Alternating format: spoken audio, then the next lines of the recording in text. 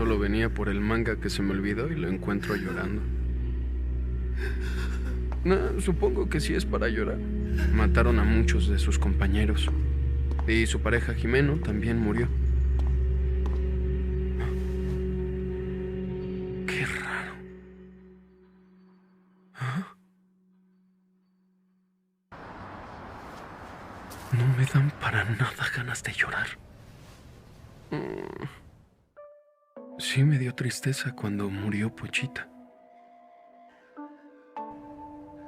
Pero la muerte de Jimeno, no. A pesar de que fue la primera que se ofreció a ser mi amiga, ¿seré una mala persona? ¿Lloraría si Power muriera? Yo creo que no. ¿Y si él muriera? Creo que tampoco.